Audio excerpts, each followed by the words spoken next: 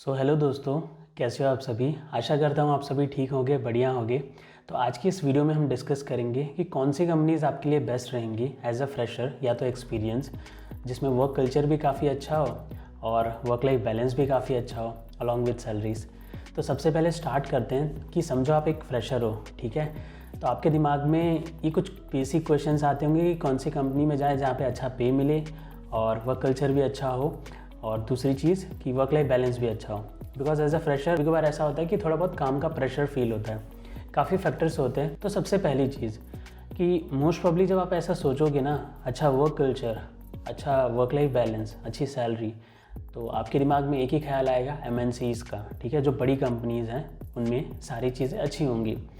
But मैं मेरे experience से बताता हूँ, मैंने स्टार्टअप्स में भी काम किया, ओके, एंड कुछ MNC में भी काम किया। और आई थिंक 4-5 कंपनियों में काम करने के बाद मुझे इतना इनफ आइडिया मिल गया कि कैसा कल्चर होता है और क्या फैक्टर्स डिपेंड होते हैं। तो सबसे पहली चीज़ आप ये समझो कि आप किसी भी कंपनी में लगते हो, चाहे वो MNC हो चाहे वो फ्रेशर हो, जो वर्क कल्चर और वर्क लाइफ बैलेंस, ये मानो या ना मानो एज अ फ्रेशर ये हम पे डिपेंड करता है, एम्प्लॉय पे। मैं मेरे एक्सपीरियंस से बताता हूँ, एज अ फ्रेशर ये आप पे भी डिपेंड करता है। हाँ, मैं ये बात एक्सेप्ट करता हूँ कि जो स्मॉल साइज़ कंपनीज़ होती है या मिड साइज़ कंपनी होती है, उनका फोकस प्रोडक्टिविटी पे बहुत ज़्यादा होता है instead of work life balance पे। मतलब आप एक प्रोडक्टिव एम्प्लॉय होनी चाहिए, आपके पास काम होना चाहिए और आप एक्टिवली सपोर्ट कर रहे होगे कंपनी को ग्रो करने में या आउटपुट प्रोड्यूस करने में। एज ए MNC ऐसा होता है कि MNC के पास हर चीज़ क्लासिफाइड होती है, हर चीज़ सेग्रीगेटेड होती है, अच्छी खासी टीम होती है। तो वहाँ पे मतलब काफ़ी टाइम मिल जाता है, कोई बार ऐसा हो सकता है, और काफ़ी अच्छा वर्क लाइफ बैलेंस रहता है। बट दोनों में आपको प्रॉब्लम हो सकता है। किन सिनारियोज़ में, चलो डिस्कस करते हैं, ठीक है। तो मैं एक सिनारियो बताता हूँ कि समझो आप एज अ फ्रेशर ज्वाइन करते हो किसी भी कंपनी में, आपको कोई टास्क थोड़ा ट्रेनिंग के बाद एलोकेट किया गया। तो जब टास्क आपको एलोकेट होगा तो मोस्ट प्रॉब्ली क्या होगा कि पहली बार आप रियल टाइम पे काम कर रहे होगे मोस्ट प्रॉब्ली।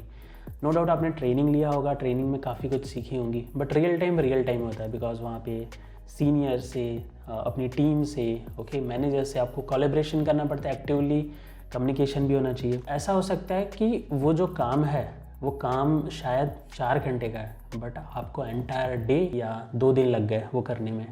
क्यों ऐसा हो सकता है? क्योंकि वो रियल टाइम सिनेरियो है, उसमें आपको रियल टाइम कुछ प्रॉब्लम्स आ रहे हैं। अब ऐसे केस में क्या होता है, एज अ फ्रेशर जब हम कंपनी में ज्वाइन करते हैं तो हमें पता नहीं होता कि अगर हमें ये कन्फ्यूजन है तो हम किसको कम्युनिकेट करें, अगर ये प्रॉब्लम है तो किसको कम्युनिकेट करें, और कितनी चीज़ें हमें पूछनी चाहिए और कितनी चीज़ें हमें नहीं पूछनी चाहिए। ओके, काफ़ी सारे कन्फ्यूजन्स होते हैं। तो हम उस प्रॉब्लम को लेके करते रहते और नहीं आता। फाइनली हमारे ऊपर एक प्रेशर क्रिएट हो जाता है, ठीक है, कि ये चीज़ मुझसे नहीं हो रही, काम ज़्यादा हो गया है और वर्क लाइफ बैलेंस नहीं है। ऐसा हो सकता है, ठीक है। मैं ये फ्रेशर के सिनेरियो से बात कर रहा हूँ, एक्सपीरियंस के सिनेरियो पे भी हम आएंगे। तो प्रेशर हो गया, अब मुझसे नहीं हो रहा। बट गाइज, मेरी बात ध्यान से समझो कि जब आप फ्रेशर जाओगे ना, तो ये सिनेरियो XYZ किसी भी कंपनी में, चाहे वो MNC हो, वहाँ पे भी आपको आएंगे ही। सो ऐसे सिचुएशंस को डील कैसे करें, तो मैं मेरे एक्सपीरियंस से बताता हूँ। तो मैंने एक MNC ज्वाइन की थी, ओके। तो उस कंपनी में जिन्होंने मुझे हायर किया था, ठीक है, वो मैनेजर के अंदर मैंने कुछ टाइम ट्रेनिंग ली, ओके, काफ़ी अच्छा सीखा, काफ़ी अच्छा टाइम रहा वहाँ पे। मिस्टेक भी की, मिस्टेक को इम्प्रूव भी किया, काफ़ी चीज़ें चल रही थी। फिर क्या हुआ कि जब आप कंपनी में हायर होते हो तो ज़रूरी नहीं कि उन्हीं मैनेजर के अंदर हमेशा रहोगे, that is not for sure. According to project, according to work, आपके मैनेजर या आप दूसरे मतलब मैनेजर के अंदर ट्रांसफ़र हो सकते हो, मतलब इंटरनल बोल सकते हो, क्योंकि वो मैनेजर के पास काम ज़्यादा हो और उनके पास टीम कम हो, और आप जिस मैनेजर के अंडर हो वो मैनेजर के पास शायद काम ज़्यादा ना हो और टीम बड़ी हो। तो अकॉर्डिंग टू द रिक्वायरमेंट आपका मतलब दूसरे टीम में भी वो हो सकता है ट्रांसफ़र। तो जब आपका ट्रांसफ़र होता है ना, तो समझो कि जिस मैनेजर ने आपको हायर किया, तो मोस्ट प्रॉब्ली उस केस में शायद चीज़ें स्मूथ जा सकती हैं या नहीं भी जा सकती। लेकिन जब आप दूसरे मैनेजर के अंदर जाओगे ना, तो आपको ऐसा लगेगा कि वहाँ चीज़ें स्मूथ नहीं जा रही है। तो कभी कभार ये फैक्टर मैनेजर के ऊपर भी डिपेंड करता है। कभी कभार जो मैनेजर्स होते हैं वो काफ़ी अंडरस्टैंडेबल होते हैं, चीज़ों को अंडरस्टैंड करते हैं, समझते हैं कि कैसे एक फ्रेशर से डील करना है, कैसे उसे सिखाना है, कैसे चीज़ों को ज़ीरो से लेके ऊपर तक ले जाना है। लेकिन कुछ मैनेजर्स ऐसे होते हैं जो काम को काम की तरफ से समझते हैं। देखो, दोनों तरह के मैनेजर, और वो मैनेजर देखो हमारे जैसे इंसान होते हैं। सो नो ऑफेंस, ऐसा नहीं बोलना है कि मैनेजर बुरा या अच्छा होता है। तो दोनों ही हमारे जैसे लोग होते हैं, हम ही जाके बनते हैं, राइट। केस में बट एक ज़्यादा अंडरस्टैंड करते हैं आपको, एक थोड़ा ऐसा होता है कि काम पे ज़्यादा ध्यान देते हैं, लाइक प्रोडक्टिविटी पे। तो जब मैं दूसरी टीम में ट्रांसफ़र हुआ तो मुझे थोड़ी बहुत इश्यूज़ आए, ठीक है, कम्युनिकेशन को लेके, काफ़ी चीज़ों को लेके। तो थोड़े टाइम के बाद मुझे पता चला कि ये जो मैनेजर ए थे और मैनेजर बी थे, दोनों ही अपने आप में बेस्ट थे। इट इज़ समवन लाइक वो मैं था जिसको मुझे टाइम के साथ सीखना था। Okay, it was not about the managers, it was not about the company, it was not about the team. जब मुझे पहले बहुत अच्छा लग रहा था तभी वही कंपनी थी, जब मुझे नहीं अच्छा लग रहा था तभी वही कंपनी थी। The problem is that I should learn, मतलब मुझे सीखना चाहिए था कि कैसे उन चीज़ों को डील करना है, कैसे वहाँ पे इम्प्रूव करना है। और कुछ टाइम बाद मुझे वो चीज़ें पता चली, और जब मुझे चीज़ें पता चली तब मुझे काफ़ी अच्छा लगा। देखो उस सिचुएशन में क्या हुआ था, एक सिचुएशन में जब मेरा प्रॉपर नहीं चल रहा था तो कम्युनिकेशन मेरा प्रॉपर नहीं हो पा रहा था टीम से, मैनेजमेंट से, कि मैं जो काम कर रहा हूँ वो उन्हें प्रॉपरली पता नहीं चल रहा था, और मैं क्या कहना चाह रहा हूँ और वो क्या मुझे देना चाह रहे हैं, वो प्रॉपरली एक कम्युनिकेशन नहीं बैठ रहा था। काफ़ी ऐसी चीज़ें थी, मैं डिटेल में तो नहीं बता सकता, बट हाँ, तो एक्चुअली क्या होता है जब आप फ्रेशर होते हो ना, तब हमें चीज़ें पता नहीं चलती। हमें ऐसा लगता है कि best companies, best work life balance और बेस्ट सैलरीज ही सब कुछ है, बट एक्चुअल में क्या होता है, इट इज़ ऑल अबाउट, जैसे मैं हमेशा कहता हूँ, एक प्रोसेस है। आप धीरे धीरे जैसे जैसे कंपनी में काम करने लगते हो आपको पता चलता है कि ये सब चीज़ें नॉर्मल है। इट इज़ समथिंग आपको इन सिचुएशन से डील करना आना चाहिए। इन सिचुएशन से कैसे डील करें, जैसे जैसे आप सिचुएशन से डील करने लगते हो तो आपको वो चीज़ ईजी पड़ जाती है, मिसकम्युनिकेशन कम हो जाता है।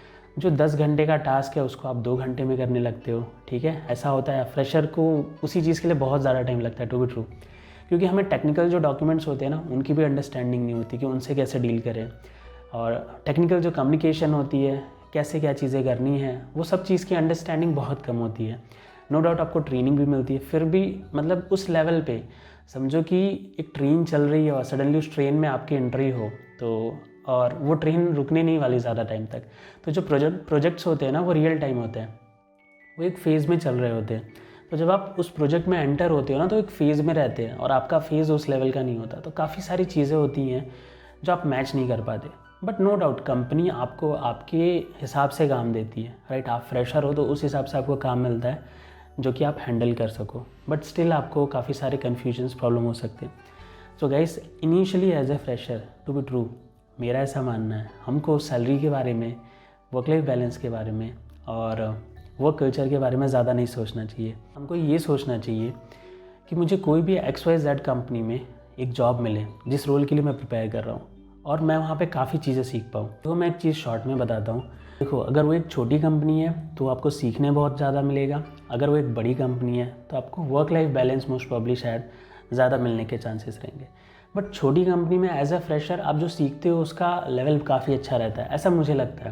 बिकॉज छोटी कंपनी का जो फोकस होता है ना वो मोस्ट प्रॉब्ली काम पे होता है, तो ठीक है, आपको छोटी कंपनी में सीखने बहुत ज़्यादा मिलेगा। बड़ी कंपनी का जो फोकस होता है वो काम के साथ वर्क लाइफ बैलेंस पे भी होता है, तो वहाँ पे आपको शायद बहुत ज़्यादा गैप मिल जाएगा, एक्सेस ऑफ टाइम मिल जाएगा, ठीक है। बट एज अ फ्रेशर अगर आप छोटी कंपनी को ज्वाइन करते हो ना तो आपके आगे के ईयर बहुत ज़्यादा स्मूथ होने वाले हैं, मोस्ट प्रॉब्ली ऐसा मुझे लगता है। बट अगर आप MNC ज्वाइन करते हो तो आपको सैलरी और ग्रोथ तो शायद अच्छी मिलेगी, बट शायद लर्निंग में आपको स्लोनेस लग सकता है। ये अगेन ये आप पे डिपेंड करता है, आप कैसे व्यक्ति हो, आप सामने से काम लेते हो या आपको काम एलोकेट होता है तब आप काम करते हो।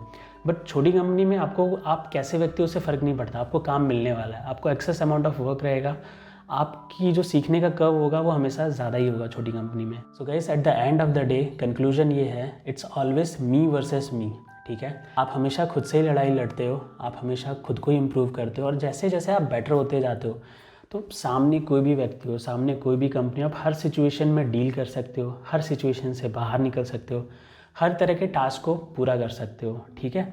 और अगर हाँ आपको लगता है कि आपकी कंपनी लिटरली बहुत ज़्यादा काम दे रही है आपको, ठीक है, और आपको एक्सपीरियंस भी हो गया है, तो आप कंपनी से बात कर सकते हो that I am getting more work, क्या ये हमेशा ऐसा चलेगा। और अगर हमेशा ऐसे चल रहा है तो नो डाउट आप चेंज कर लेना, उसमें कोई डाउट नहीं है। बट अगर आप फ्रेशर हो, आपको ऐसा लग रहा है काम का प्रेशर ज़्यादा है या ये चीज़ें हैं, तो उन चीज़ों को इग्नोर करो, ओके। फॉर 1 ईयर ये चीज़ों को इग्नोर करो, salary, work life balance and work culture, क्योंकि जितना ज़्यादा ये सारी चीज़ें होंगी ना उतना ज़्यादा आप सीखोगे, राइट। जितना आपको स्मूथ मिल जाएगा स्टार्टिंग में उतना आप कम सीखोगे, ओके। तो टू बी ट्रू, छोटी कंपनी में सीखने ज़्यादा मिलेगा, बड़ी कंपनी में मोस्ट प्रॉब्ली ऐसा हो सकता है वर्क लाइफ बैलेंस मिले। बट अगेन ये काफ़ी फैक्टर्स पर डिपेंड होता है, टीम के ऊपर, मैनेजर के ऊपर। आप कैसे जो सामने आपको बोल रहा है या कोई भी चीज़ दे रहा है, ये डिपेंड करेगा आप चीज़ों को रिस्पॉन्ड कर रहे हो, रिएक्ट कर रहे हो, चीज़ों को कैसे ऑब्जर्व कर रहे हो और कैसे उनको लेके पूरा कर रहे हो। ठीक है, तो आशा करता हूँ इस वीडियो से कुछ ना कुछ आपको सीखने ज़रूर मिला होगा, और सीखने मिला हो तो इस वीडियो को लाइक ज़रूर करें। तो मिलते हैं अगले वीडियो में, तब तक के लिए बाय बाय दोस्तों।